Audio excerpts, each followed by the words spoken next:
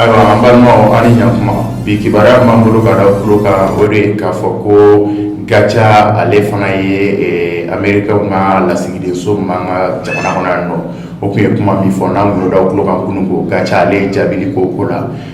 o ko kɔnɔna na Gacha ko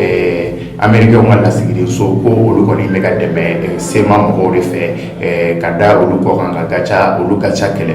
ko olu Gacha olu tɛ Mali sɔrɔdasiw ye ko wa k'olu Gacha tɛ Mali dɛmɛni kama u y'o fɔ k'o kɛ jaabi ye Amerikɛnw ka lasigiden tun ye min fɔ ko Mali mɔgɔw ka dɛmɛ bɛ tigɛ u ni Gacha cɛ Gacha ko o yɔrɔ la ko olu tɛ Mali lasigidenw ye olu tɛ Mali kɛlɛcɛw ye ko olu kɔni bɛ yen nɔ ko ka suraka modèle dɔ bɛ yen n'u b'a fɔ o ma ko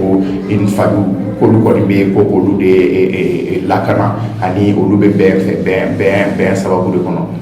o kuma kɔni kɔnɔ Gacha mɔgɔw olu ye kuma caman fɔ o tɛmɛnen kɔ o kibaruya wɛrɛ m'an bolo ka da o tulo kan o ye k'a fɔ ko Mali la an ka parti politique min bɛ yen n'u b'a fɔ ale ma ko RPM ale député 4 olu ko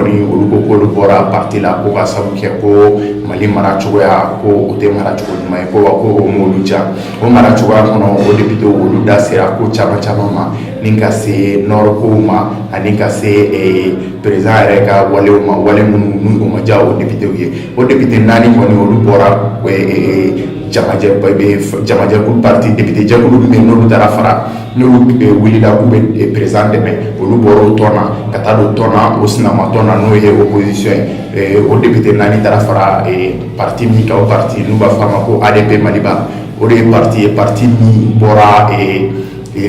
partiw la minnu tun bɛ ka président Jukɔrɔma Tintin ni ka taga fara o sinamatɔ mɔgɔw kan an bɛ wagati min na ye ko sisan an b'a la da o tulo kan k'a fɔ ko RPM kɔni halisa ale ka député de ka ca ni bɛɛ ta ye ka sabula député 75 de b'ale bolo Mali député bɛɛ la n'o ye député bɛɛ bɛ bɛn député 147 ma bi kibaruya min b'an bolo ka da o tulo kan o de ye nin ye